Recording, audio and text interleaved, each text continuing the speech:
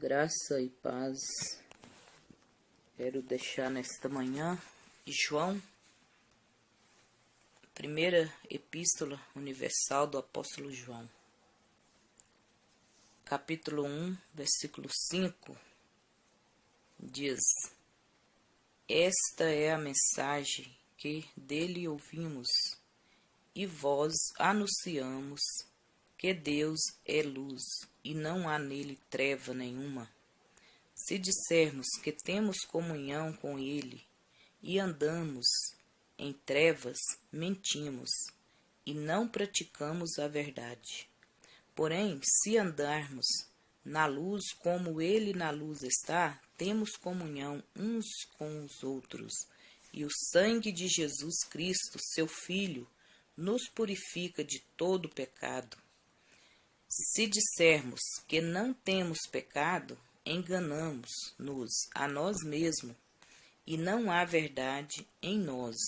Se confessarmos os nossos pecados, ele é fiel e justo para nos perdoar os pecados e nos purificar de toda a injustiça. Se dissermos que não pecamos, fazemos mentiroso, e a sua palavra não está em nós. Meus queridos e amados irmãos, esta é a mensagem que dele ouvimos e anunciamos, que Deus é luz e não há nele trevas. Não há trevas em Deus.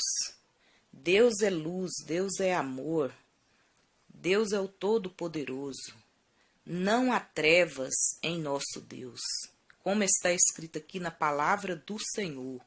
Se dissermos que temos comunhão com ele e andamos em trevas, mentimos e não praticamos a verdade.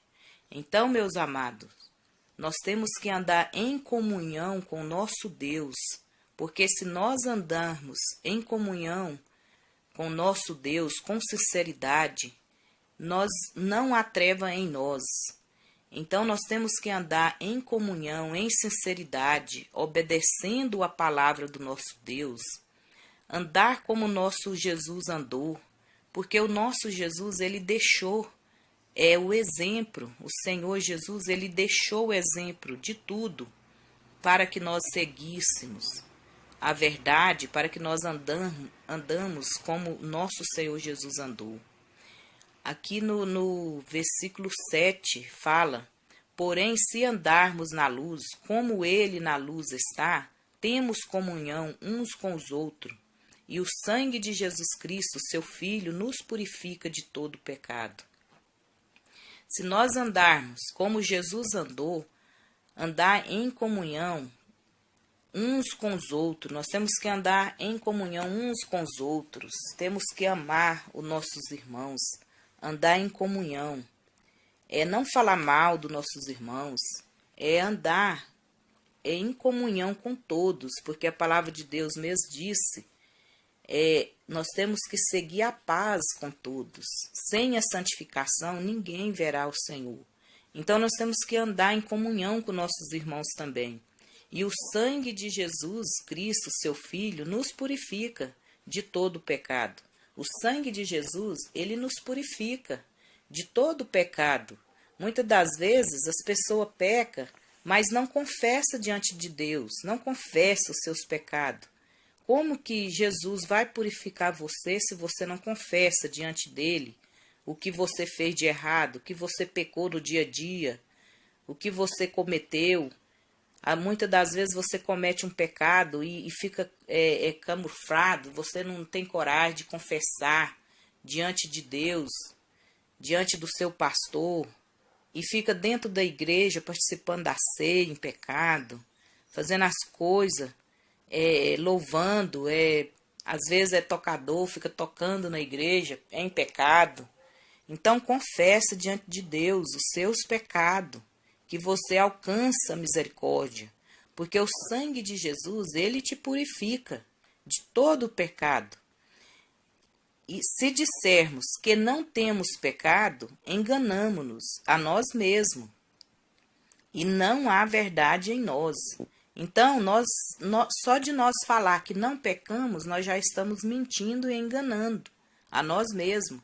Porque todos nós pecamos, todos nós somos pecador. Mas nós precisamos da misericórdia do Senhor. Porque o sangue de Jesus, ele nos purifica. Então, nós temos, de confessar diante de Deus todos os nossos pecados. Se confessarmos os nossos pecados, ele é fiel e justo para nos perdoar os pecados e nos purificar de toda a injustiça.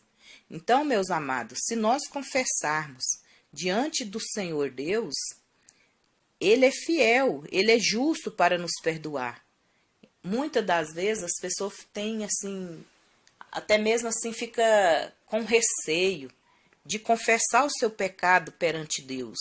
Mas não, meu amigo, meu amado, confessa o seu pecado diante de Deus, porque o nosso Deus, ele é justo para te perdoar. Mas você peca, pede perdão para o Senhor e não peques mais. Como Jesus diz para aquela mulher, vai-te e não peques mais. Mas muitas das vezes as pessoas pecam, pede perdão e continua pecando. Então, isso aí não é... Deus não agrada disso aí. A gente tem que pedir perdão para o Senhor e não pecar mais. Quando vir aquela vontade, aquele desejo de pecar, você clama o sangue de Jesus. Clama o sangue de Jesus para que Jesus venha te purificar com o sangue dele. Para que você não venha cair em tentação de pecar contra Deus. Clama o sangue de Jesus para que ele venha te dar a libertação, para que ele venha dar o livramento de você cair em um pecado.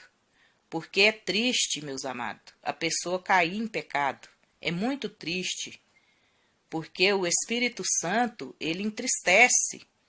Porque o nosso corpo é o templo do Espírito Santo. E nós não podemos pecar contra o Espírito de Deus. Porque se nós pecar contra o Espírito de Deus se entristece. Então você confessa diante de Deus o seu pecado. Se dissermos que não pecamos, fazemos mentiroso, e a sua palavra não está em nós.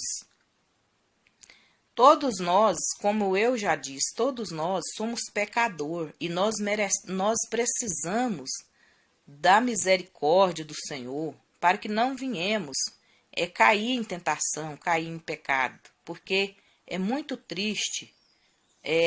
A pessoa quando peca, a pessoa mesmo, ela fica triste. O Espírito Santo afasta dessa pessoa. Então, irmãos, nós temos que vigiar para que não venhamos cair em tentação. Vamos vigiar, porque nós estamos aí preparando, santificando para quando Jesus voltar, ele pegar nós, fazendo a vontade do Senhor, para que viemos ser arrebatado. E só vai subir aqueles que está limpo e lavado, purificado no sangue do Senhor, no sangue de Jesus. Só aqueles que está mesmo com os seus azeites em suas lâmpadas, que simboliza o Espírito Santo do Senhor. Porque a palavra de Deus, ela nos adverte, a palavra de Deus, ela é fiel, ela é eficaz, e ela nos adverte sobre tudo. Tudo que você precisar, a palavra de Deus, ela te orienta. Ela é um manual de orientação nas nossas vidas. O Senhor, ele pede para que nós fugimos da aparência do mal. Nós temos que fugir da aparência do mal. Porque aqui também em 1 Coríntios 6, versículo de número 18, a palavra de Deus fala também: fugir da fornicação, todo pecado que o homem comete fora do corpo, mas o que se prostitui peca contra o seu próprio corpo.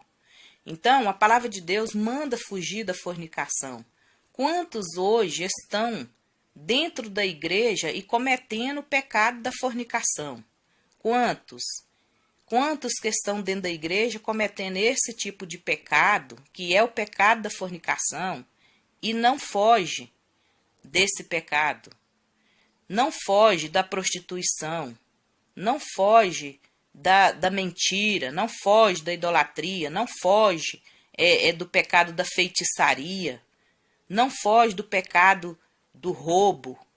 Então, a palavra do Senhor, ela nos orienta, ela pede que nós fugimos dessas coisas, e nós temos que fugir da aparência do mal.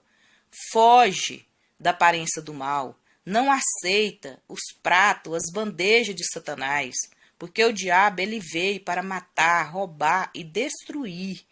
Mas Jesus ele veio para nos purificar com seu sangue, para nos dar vida com abundância, para nos dar o livramento. Jesus veio para nos salvar.